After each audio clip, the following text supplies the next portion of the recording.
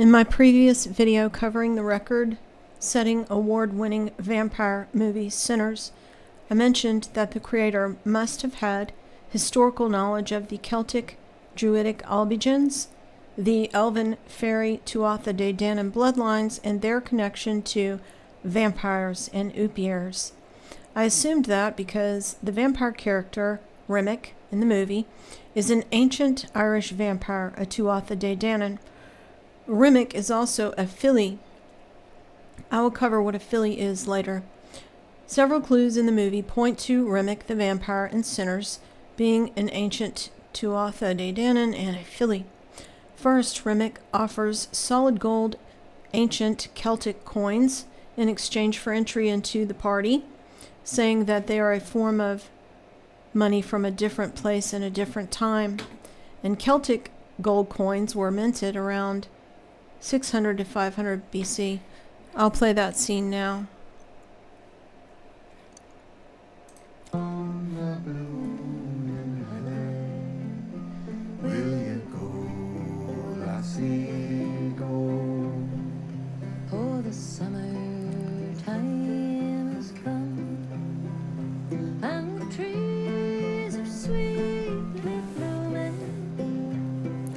The wild mountain thyme grows around the blooming heather.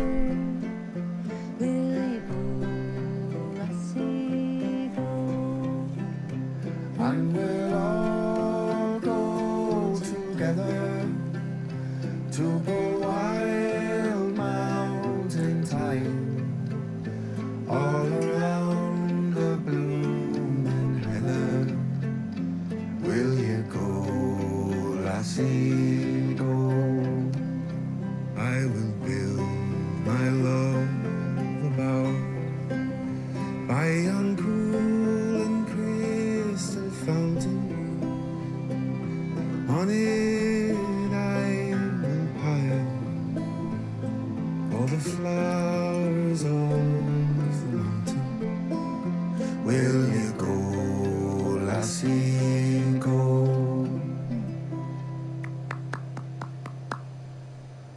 You looking for some fresh air? I just come to see if y'all was good people. Oh, darling, that's so sweet of you. So sweet. We most surely are. And y'all got money to spend. Oh, yeah. Plenty money. You want to see? Yeah, I want to see.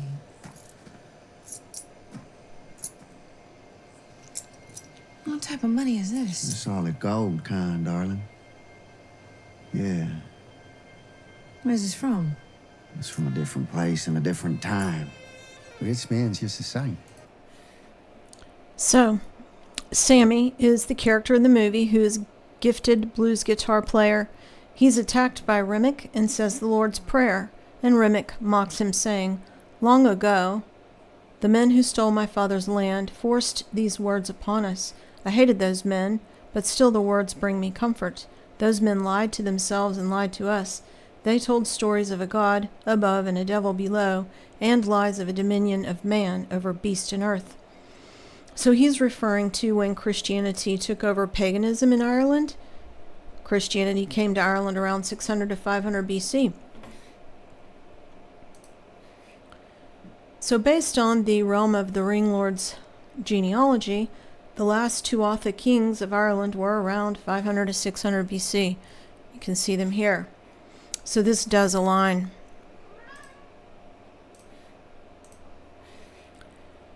So the movie begins with the character Annie, who is a hoodoo practitioner, narrating, and she gives us some important information about Rimmick and the foundational theme of the entire movie. She says, "There are legends of people born with the gift of making music so true it can pierce the veil between life and death, conjuring spirits from the past and future. In ancient Ireland, they were called filly.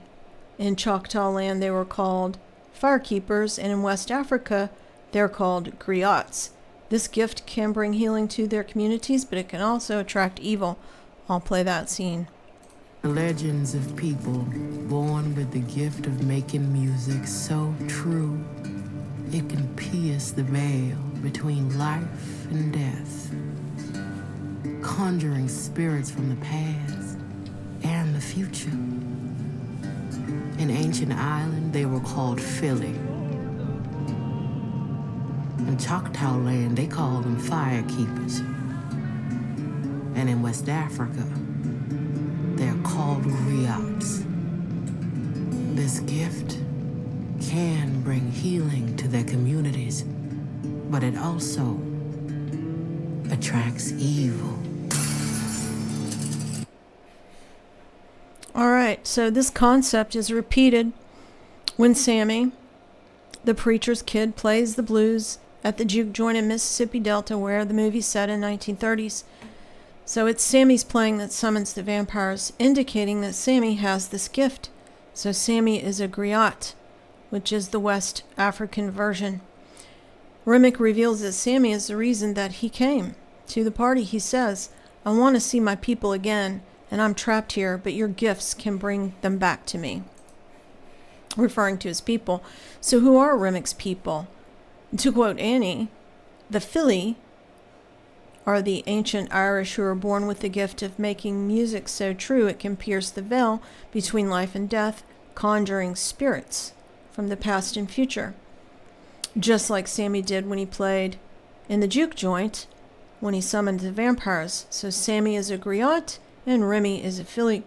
The other cultural reference to these people with this gift are the firekeepers of the Choctaw, who are also featured in the movie.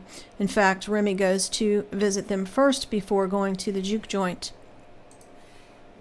So the Fili were a member of an elite class of bards and lyrical poets in Ireland, believed to have the power of divination. The name Fili derives from Proto-Celtic Wleti, meaning to see or perceive. In Gaelic society, the chief Fili had equal status to the high king. These Fili maintained an oral tradition of mythology and paganism, just as the Choctaw firekeepers and the African griots did. The origination predated Christian Ireland, but the tradition has remained intact. Much of it was preserved by Christian monks, with epic tales of war, love, nature, and saints, like St. Patrick, for example. Early on, these Fili were lawgivers and judges because of their ability to divine, prophesy, or get information from the pagan gods such as Lugh. They had great power because they sought knowledge from the other world, the spirits. The first Fili were reported to be gods themselves. In medieval Ireland, Fili were entertainers, advisors, and genealogists. Many manuscripts preserving the tales once transmitted by the Fili have survived. This literature contributes much to the modern understanding of Druids and Celtic religion. Besides its value to historians, this canon has contributed a great deal to modern literature and Celtic revival. Literature and art now draws heavily from these tales, with characters such as Cuchulainn and the Tuatha De Danann. Practitioners of Celtic Reconstructionist paganism are working to reconstruct trance and visionary techniques that were used by the Fili. This same skill and position can also be referred to as an ovate and is still practiced by Neo-Druids, known as the Ancient Order of Bards, Ovates, and Druids. Now I'm going to play part of a video from the Fortress of Lugh channel that covers some of the practice of these people, which would explain why Remick, the vampire, is depicted this way in the movie. In the function of the Fili or Fath as seers, Diodorus Siculus had the following to say: "They also make use of seers, who are greatly respected. These seers have great authority, use auguries and sacrifices to foresee the future. When seeking knowledge of great importance, they use a strange and unbelievable method. They choose a person for death and stab him or her in the chest above the diaphragm. By the convulsion of the victim's limbs and the spray of blood, they foretell the future, trusting in this ancient method. Not only during peacetime, but also in war, the Gauls obey, with great care, these druids and singing poets." Now, while some have wanted to paint this as anti-Celtic slander by Greeks, I'm inclined to believe its validity. The method also seems to correspond to comments by other authors and also to practices associated with Odin in Norse and Germanic sources. We can perhaps guess that the victim is stabbed with a spear and tied to a tree or standing stone while this takes place. Faye in Welsh myth suffers a similar fate. He's stabbed by a spear, his spirit perches atop a tree, and he spends 90 nights there in a death-like state before being called down by Gwydion, aka Mercury Widukus. This is a death and resurrection myth associated with being stabbed with a spear and hung on a tree, and it may relate to the same myth of Odin, where he gained the knowledge of the runes. One must cross into the realm of the other world to obtain this mystical knowledge, and thus a death-like experience brings about true knowledge. This would also seem the origin for why this type of divination was practiced. If prophetic knowledge of the future comes from the other world, the land of the dead, then it is the dead who possess that knowledge, and they who must be sought out for it. We see this idea frequently in myths of Odin, but we also see it in Celtic myth, where the heads of the dead often utter prophecy or continue speaking long after death. This talking head motif also comes up in relation to prophecy in Greek myth related to Orpheus. In Irish myth, there is the case of Fóthad Canaan, also called Candia, fair god, son of Macnia, which is another name for Lugh.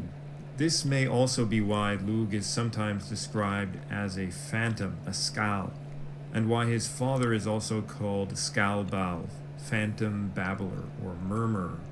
Lugh is also said to utter a man murmur when healing Cohulan in the Tan, and Balor also calls Lugh a babbler. This murmuring or babbling may well be linked to a trance-like state. In such a state, Lugh gives prophecy to Conn of the 100 battles, foretelling the future kings of Ireland. Thus, the Fili, Fath, or Vates likely employed a host of methods of prophecy, especially dream interpretations, meditation, fasting, sky gazing, trances. But it might well have been that in these trances they viewed themselves as crossing the boundaries between life and death and receiving messages. The murmuring then could well be said to be utterances from the beyond. Utterances from the beyond, indeed. Knowledge in exchange for sacrifice.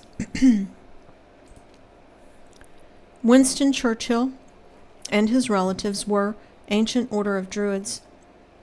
Now his role in the world wars makes more sense. See here. It says notable members of the ancient order of Druids includes, among other famous people, Lord George Spencer Churchill, 8th Duke of Marlborough, from 1844 to 1892.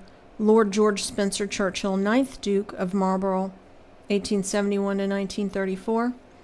And Sir Winston Churchill, Prime Minister of the UK, 1874 to 1965.